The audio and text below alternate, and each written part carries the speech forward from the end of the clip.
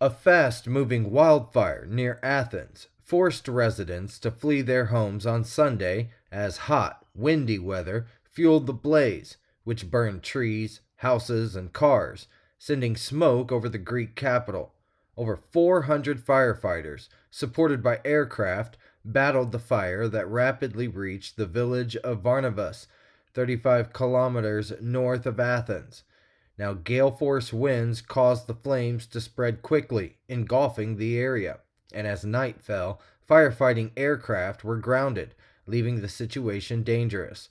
Scientists linked the increasing frequency in wildfires in Greece to climate change, with the country experiencing its hottest summer on record, Reuters has reported. Fires have also struck other parts of Europe this summer amid extreme heat.